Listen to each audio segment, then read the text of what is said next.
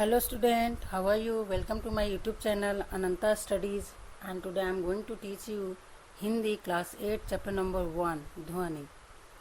तो chapter start करने के पहले मैं आप लोगों को कुछ बेसिक चीज़ें बता देती हूँ।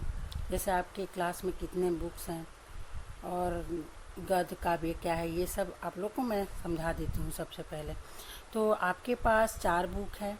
बसंत है, दुर्वा है, भारत की खोज है, संक्षिप्त बुद्ध चरित है। तो सबसे पहले जो बुक ले रहे हैं हम लोग बसंत ले रहे हैं, जिसमें 18th चैप्टर है। इसमें कविताएं हैं, कहानियां हैं, एकांकी है, वृतांत है, बहुत सारी गद्य की विधाएं हैं। और मैं ये भी बता देती हूँ कि गद्य और काव्य क्या है। तो हिंदी साहित्य को 2 भागों में डिवाइड किया गया है, पहला गद्य और दूसरा काव्य। अब गद्य क्या है? गद्य में जो हम लोग नॉर्मली पैराग्राफ लिखते हैं और जिससे स्टोरी बनता है उसको हम लोग गद्य खंड में रखते हैं। गद्य में बहुत सारी विधाएं होती है, जैसे वृतांत, संस्मरण, यात्रा, वृतांत, कहानी, उपन्यास, आलोचना, एकांकी, बहुत सारी चीज़ें आते हैं जो एक एक करके हम लोग समझते चलेंगे। अब काव्य क्या है? जहाँ पर हम लोग कविताएं, दोहे, सवैया, छंद, चौपाइया, ये सारी चीज़ें पढ़ते हैं। तो ये सारी चीज़ें काव्य खंड के अंतर्गत आती हैं। काव्य को पद भी बोला जाता है, ठीक है। तो जो बसंत बुक हम लोग ले रहे हैं, इसमें गद्य और काव्य दोनों मिला हुआ है। और सबसे पहला चैप्टर हम लोग ध्वनि ले रहे हैं, जिसकी रचना सूर्यकांत त्रिपाठी निराला जी ने किया है, जो हमारे हिंदी साहित्य के बहुत ही अच्छे कवि हैं। इनकी बहुत सारी रचनाएं हैं, जिसमें से हम लोग ने बहुत सारी पढ़ी है। आप लोगों ने भी पिछली क्लास में पढ़ा होगा। तो चलिए स्टार्ट करते हैं अपना चैप्टर ध्वनि। अभी न होगा मेरा अंत, अभी अभी ही तो आया है मेरे मन में मृदुल बसंत, अभी न होगा मेरा अंत। तो देखिए बच्चों, किसी भी कविता का 2 भाव होता है। एक तो सामने सीधे सीधे अर्थ देता है, और एक उसके पीछे छुपा हुआ है कि कविता क्या कर रहा है, ये समझना पड़ता है। तो देखिए यहाँ पर पहला भाव हम लोग समझते हैं। कवि सूर्यकांत त्रिपाठी जी इस पंक्तियों में ये कह रहे हैं कि उनका अभी अंत नहीं होगा। उनके जीवन में बसंत रूपी यौवन, यौवन मीन्स बच्चों जवानी, बसंत रूपी जवानी आई हुई है। तो उनका मन जोश और उत्साह से भरा हुआ है। जब तक वो अपने लक्ष्य को नहीं पा लेते हैं, वो हार नहीं मानेंगे, उनका अंत नहीं होगा। और दूसरा भाव क्या है? देखिए इसमें एक बसंत शब्द आया हुआ है। तो बसंत क्या होता है? प्रकृति का सबसे चरमोत्कर्षण भाग होता है। जब प्रकृति जवानी पर होती है तब उसे बसंत बोलते हैं। उस समय प्रकृति का छटा अलग ही होती है, प्रकृति की छटा अनमोल होती है।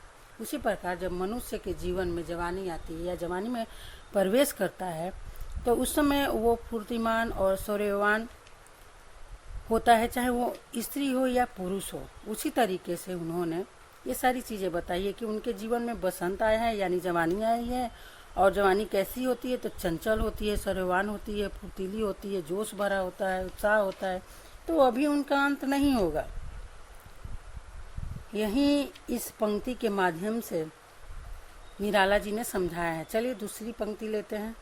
हरे हरे पात, डालिया कलिया कोमल गात, मैं ही अपना स्वप्न मृदुल कर फेरूंगा निंद्रित कलियों पर जगह एक प्रत्यूष मनोहर।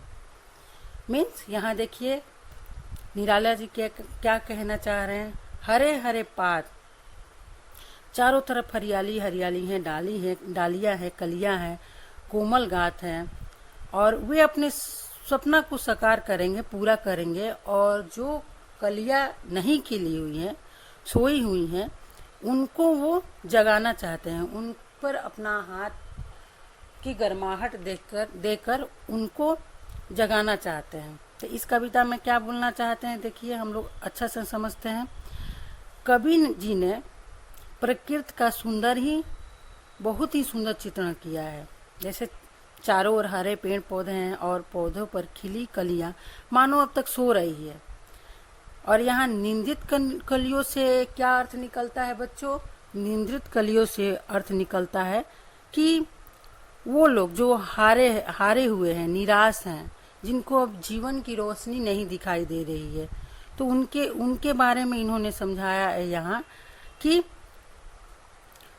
हारे और निराश लोगों को सोई हुई कलियां बताया है, और जिस प्रकार सूरज के आ जाने से सभी पेड़ पौधे और कलियों में जान आ जाती है, ठीक उसी प्रकार निराला जी अपने प्रेरणा रूपी सूर्य से निराश लोगों के मन में उत्साह और उल्लास भरना चाहते हैं। इस प्रकार ध्वनि कविता में कवि सूर्यकांत त्रिपाठी जी जीवन से हार मान चुके लोगों को नया जीवन देना चाहते थे। यहाँ भी दो अर्थ हो गया बच्चों।